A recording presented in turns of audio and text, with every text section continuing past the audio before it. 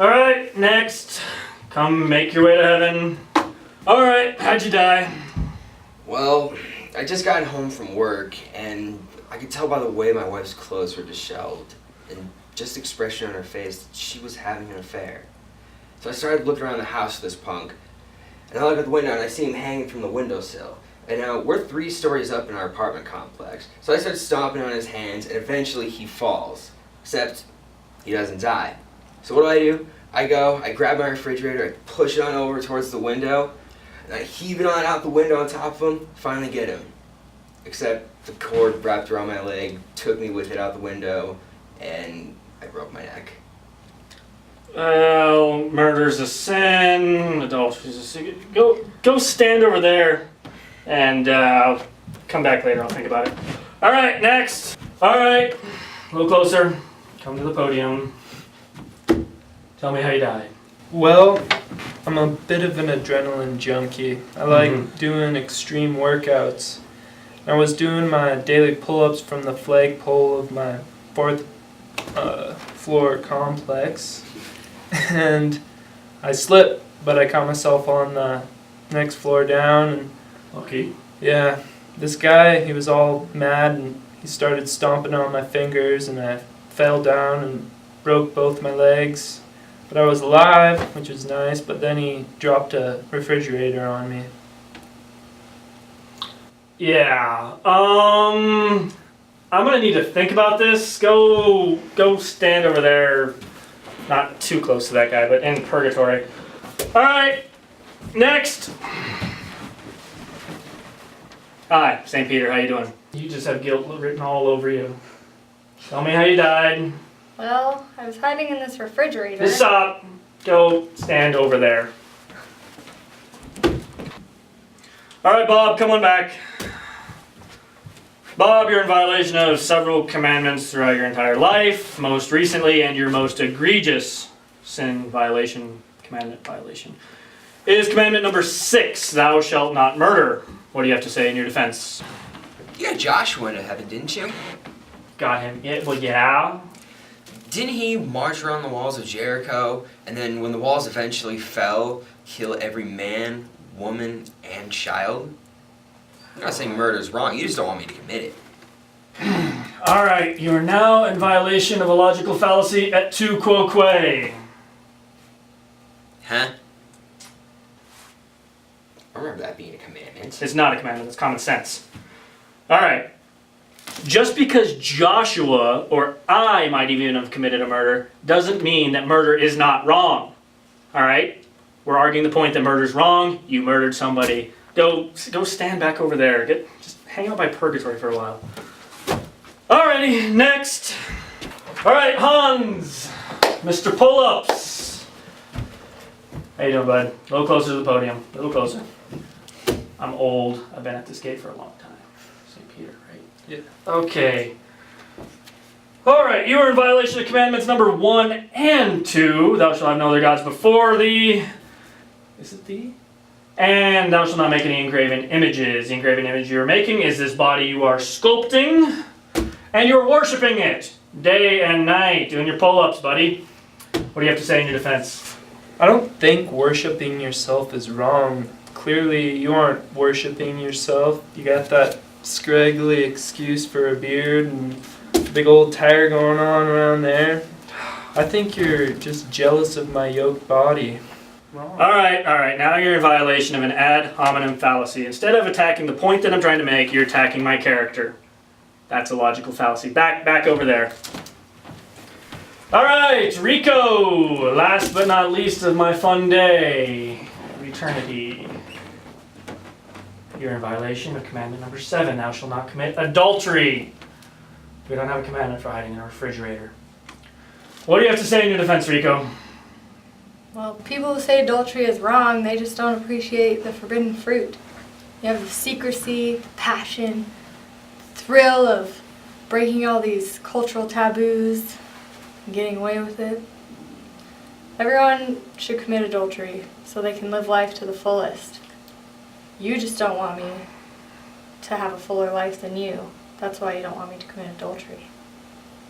I don't want you to have a fuller life than me. That is not an argument I'm making, honey. Alright? If you're making an argument up for me and then tearing it apart, that's known as a straw man fallacy. Just stand over there. For the love of Satan. Hey, welcome to hell, Satan. Hey, Marines, love them. Great for business. Sailors, yeah. Alrighty. So, see you having trouble getting into heaven, eh? Yeah, a little trouble.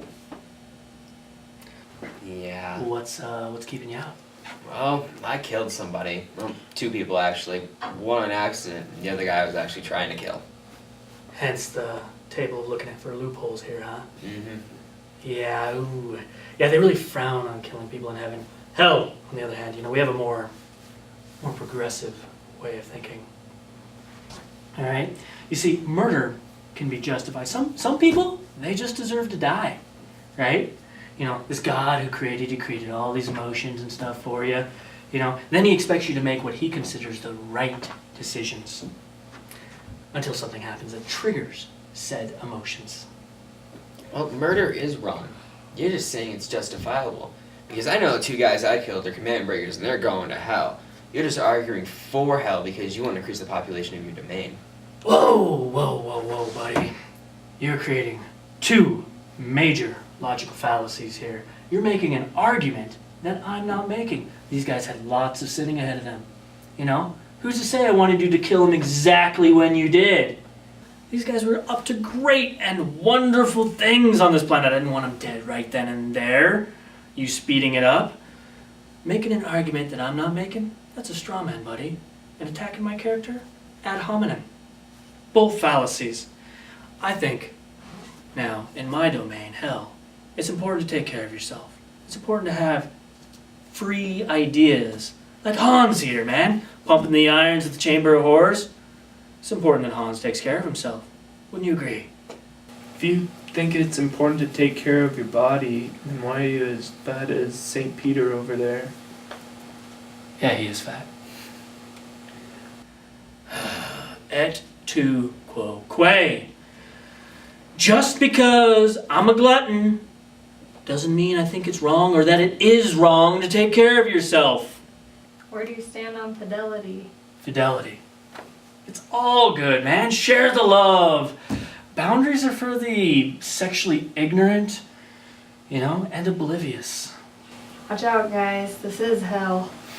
No boundaries to create the rush, no right and wrong in anybody's eyes. Well, we'll melt into a boring, immoral group of zombies. Listen here, Mr. Slippery Slope.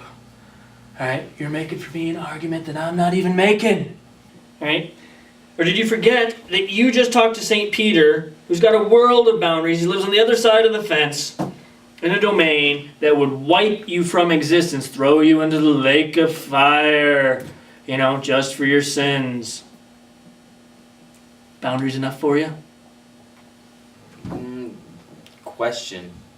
If that's the possible outcome for hell, why would I go there? Would the God who created you and loves you and created you in his image really destroy you based on a few finite years of life? I mean, what if you didn't go to the right youth camp? What if you never, heard of this Jesus guy, And then suddenly you end up, catching your wife, cheating on you, push your refrigerator out on a guy, cord wraps around, you're like, die before you even had the chance to know. Is he really going to judge you based on that? I mean, what kind of God is that? Alright? No. If God wanted all to be saved, he's going to save hell's inhabitants too. God, really? He just thinks of hell as an alternative afterlife, for ideologies he's not quite comfortable with. I feel like you're making an argument for God and then just tearing it to shreds. Isn't that a straw man? God created your very nature. He predisposed you to all sorts of things he calls sins, and then expects you to exercise free will and make the right choice. The free will is an illusion, a carrot dangled in front of the rabbit. You cannot resist what you are, and God only says you can because he's an egomaniacal narcissist, and you can't trust egomaniacal narcissists to act in anybody's interest but their own. Now you're attacking his character. Isn't that an ad hominem? You guys have been attacking my character since I got here. Alright? It's not wrong to attack God's character. You just don't want me to do it. And wouldn't that be an et tu quoque? Hey, look, purgatory.